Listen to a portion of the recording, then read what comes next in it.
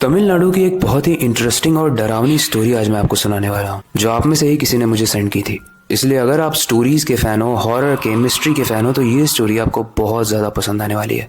इसलिए इसे एंड तक जरूर देखना। गाइस, ये कहानी है तमिलनाडु के एक छोटे से गांव कुट्टूर की। वहाँ पर हर साल की तरह दशहरा के मेले की तैयारी चल रही थी। ये स्टोरी इसी गाँव के एक फैमिली की है जिनके बेटे का नाम था विष्णु और उसकी फैमिली 12 साल पहले ही गुट्टूर से बैंगलोर में शिफ्ट हो गए थे और इस फेस्टिवल की वजह से वो वापस बैंगलोर से गुट्टूर यानी अपने गांव आ रहे थे। विष्णु और उसकी पूरी फैमिली उस मेले के लिए तैयार थी और स्पेशली विष्णु बहुत ज्यादा एक्साइटेड था। गाइस, गुट्टूर गांव में सिर्फ एक ही ऐसी जगह थी जहां पर रावण का पुतला जलाया जाता था और पूरा गाँव उस दृश्य को देखने आता था।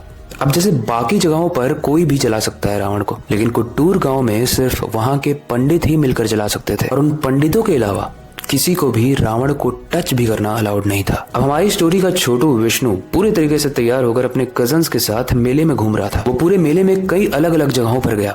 उसने झूले देखे, मिठाइयाँ खाई, कई चीजें खरीदी, लेकिन एक चीज जो उसके दिमाग में ट्रिगर की वो ये थी कि हर दूसरी दुकान पर काले कपड़े की पट्टियां क्यों रखी हुई है। और सबसे स्ट्रेंज बात ये थी कि जितनी भीड़ मिठाइयों की दुकान पे थी, उससे भी ज्यादा भीड़ उस काले कपड़े वाली पट्टियों की दुकान पे थी।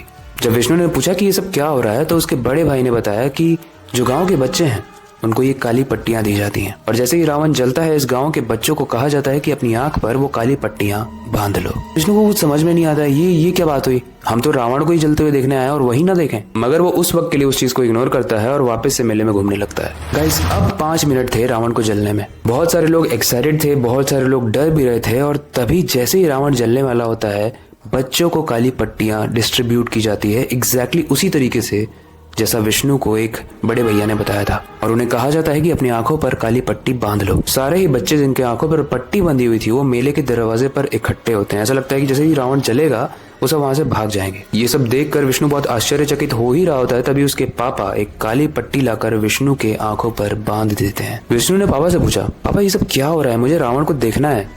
उसके पापा बोलते हैं कि चुपचाप रहो, मैं घर जाके तुम्हें सब बताऊंगा, अभी चुपचाप खड़े रहो। फिर वहां के पंडित ने जैसे ही रावण पर आग लगाई, गांव के सारे ही लोग अपने घर की तरफ जाने लगे, सिर्फ उन बच्चों को छोड़ के जो आंख पर काली पट्टी बांधकर वहां खड़े थे। शॉकिंग बात यह थी कि 5 मिनट पहले वो मेला ठस लोगों से भरा हुआ था, लेकिन जैसे ही रावण पर आग लगी, मानो एकदम सन्नाटा हो गया। वहां पे उन बच्चों के अलावा वहां पर कोई भी नहीं था। उनकी फैमिली भी हड़बड़ी में भागने लगी, लेकिन विष्णु को कहा गया तुम यहीं पर खड़े रहोगे। बट गाइस, बच्चे कैसे होते हैं, विष्णु से रहा नहीं गया और विष्णु ने अपनी आंखों की पट्टी थोड़ी सी ऊपर करके रावण को देख लिया।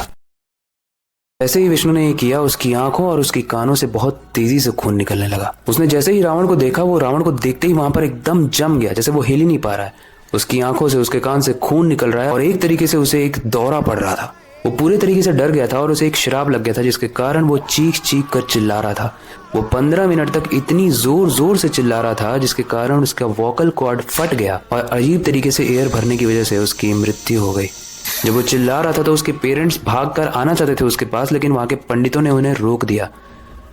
उन्हें बोला गया कि जो भी इसको टच करेगा ऐसे सिचुएशन में, उसको भी वो श्राप लग जाएगा। एंड अनफॉर्चुनेटली गाइस, वो लड़का मर गया।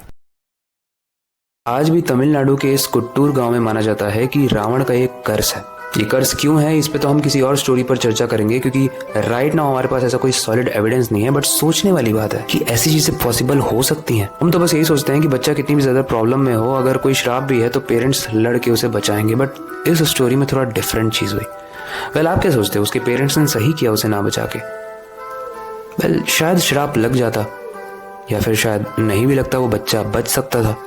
आप क्या सोचते हो उसके बारे में कमेंट सेक्शन में जरूर बताना। आपके पास कोई नई स्टोरी से रिलेटेड सजेशन है तो उसे भी आप कमेंट सेक्शन में बता सकते हो। वेल, वक्त आ चुका है इस स्टोरी को एंड करने का और नई स्टोरी पर काम शुरू करने का। लेकिन जाने से पहले मैं बस एक ही चीज कहना चाहूंगा, अपनी क्यूरियोसिटी को डाई मत होने देना, नई चीजें सीखते रहना, अपने बेड के नीचे और खिड़की के बाहर जरूर देख लेना। मिलते हैं अगले वीडियो में।